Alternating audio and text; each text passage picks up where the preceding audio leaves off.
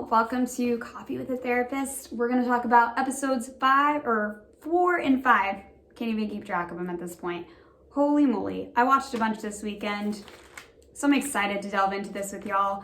Also, again, this is not therapeutic advice or therapy. If you're seeking therapeutic advice or therapy for you or your relationships, please contact a licensed professional in your area.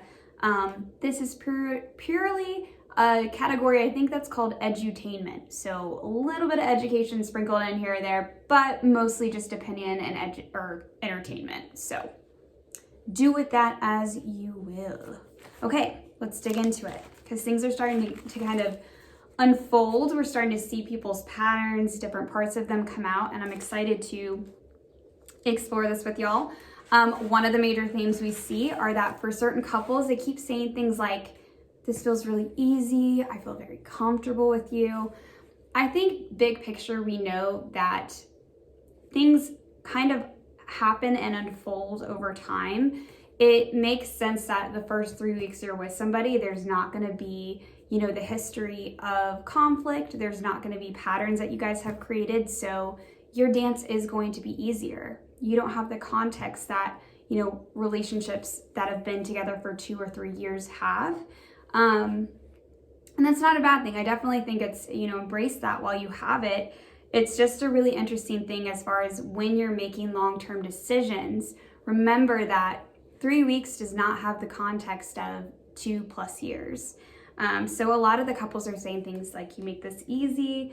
The big theme with Jake and Ray is they seem to be focused on, okay, what makes us happy? Like, let's focus on, for us moving forward, what partner or thing do we need to make ourselves happy? That seems to be the big thing that Jake is pushing. I think Ray is having a little bit harder of a time grieving her last relationship compared to Jake. Jake seems to be having less of a hard time with that. So I did think that was a little bit interesting. Madeline and Randall are starting to kind of connect, but it seems a bit surface level. They talked about their partners and what they struggled with. Randall talks about Shanique being bossy and Madeline saying, Colby was a dreamer. He was kind of loud and out there, felt like he was more of a performer, which as things unfold, you can kind of see what she's saying as far as like understanding his genuineness can be hard. At times it can seem like he is performing. Shanique and Zay, they seem to have indirect communication at first. Like, I think they kind of like dance around things by joking about them. But I was really impressed with Zay when he was with Shanique's family. He definitely was able to open up a bit more and connect the dots that I think I focus on the financial stability part of this ultimatum because in my background, I didn't grow up with financial stability, and so much so that it really impacted me as a kid. That as a kid, I had to go through some really hard things. And so it seems like some of his own financial trauma is in fact informing his decision. And not that, that should be necessarily the thing that makes the full decision for him, but it makes a lot of sense that for him, it truly may be a barrier and may be something that really gives him safety to know that he's in a financial position before he starts a family and gets married. So I could see how those dots connect a bit more for him. I don't know that it's as much a way of just saying I'm having other problems with you. Like, I think for some of the other couples, when they say things like, I want financial stability before we get married, it can be another way of saying I'm having other problems with you, but it's easier for me to call it financial stability versus truly, digging into the hard stuff and saying, here's the real problems that I'm having in our relationship. And Colby and April seem to be kind of doing a little bit of an avoidance stance. I think they're keeping it surface level in this episode. I'm not seeing a ton of deep connection. It's more of just like fun, playful joking, but they're not really getting deep as far as I can tell. And then we watch Ray and Jake meet Jake's mom, and it's interesting because Jake's mom seems a bit reticent about this whole process. It sounds like she's not fully on board with what it is. I think she thinks Ray is calm and she likes her generally, and she definitely loves April, and she's saying, I think April is good for you. Here's why. She's different from you. She pushes you to do certain things. And she even said there's a ton of people like Ray. So I don't think in her mind she's feeling like Ray is a good fit for Jake. And remember, Jake really cares about what his mom thinks. So this is going to be a big factor for him in swaying how he feels. Unless he were to really work on not being as emotionally connected, potentially enmeshed with his mom, this is going to be a big factor for him. What I thought was weird was later on when Jake and Ray are talking about this, I believe he was dishonest to her about telling her the full picture of how his mom felt. He made it sound like his mom really loved Ray and thought Ray was the best for Jake.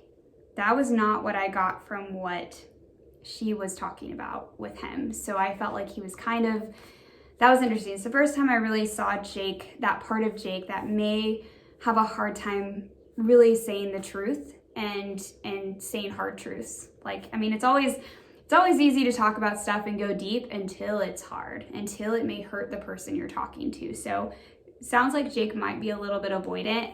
I don't like calling it as much dishonest, even though technically it is, but I think he might struggle with actually sharing hard truths and potential conversations that are hard. So what I'm thinking is interesting about Madeline and Randall is just based on my perspective, Madeline seems to feel a bit more comfortable, in my opinion, than Randall. I think throughout their time together, Randall seems to be a bit more surface. Like, he'll answer things, but I don't think he goes as deep. He doesn't talk about things as long term. He kind of talks about things in general concepts, whereas Madeline seems to be more interested in talking long term, more comfortable with him, and even saying things like, he's the perfect person for me. Like, she really, I feel like, is very much vibing on Randall, and I'm not seeing the same back from him. He was definitely taken aback by her wanting 5 kids, and he was like, probably not, probably would only do 2 or 3. It was interesting to see that dynamic for them. It sounded like they were both open to influence, but I could definitely tell that Randall was not feeling the 5 kids. That was not what he was wanting. And Randall continuously goes back to this narrative about finances and finances being incredibly important to him. I am really interested in what his finance story is. At the same token, I'm really interested in what Madeline's story is around sex and physical intimacy, because that seems to be the narrative that she continuously goes back to. So I think they both have some interesting stories around that. Don't know the full picture, but I feel like there's something there for both of them. And I know Madeline has said things like that is the way that I can be intimate, because I struggle to be emotionally intimate in other ways. And then I think this was when they also had the girls' night. And yeah, I thought the girls' night was interesting. I know that people wanted to talk about things and process things. Again, it's not so much what was talked about, it's the how. And in fact, when it comes to these dynamics and conflict in relationships with friends and with our loved ones, how we do things matter, how we talk about things matter, if it's in a tone of curiosity or care or trying to understand the other person. When they got together and talked about these things, it almost seemed like Madeline was forcing her narrative of no, I need you to know how I feel about Randall with Shanique, and really pushing it on her. She did not take it well either.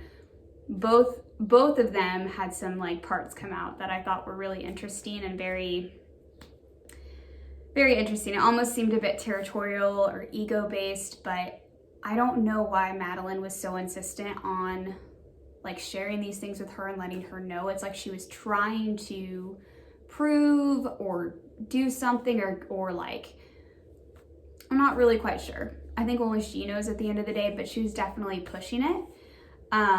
Whereas I feel like Shanique obviously did not want to hear that, which I can understand. Those are some painful things, but she also, you know, struggled to just kind of like, all right, let's talk about something else, or that's really hurtful. Can we talk about, you know, I think direct communication was just a very hard thing for a lot of people. And if it was ever about anything that might be vulnerable, like saying something like, wow, that really hurts, like, can we really talk about something else? It just seems like people had different ways of coping with that.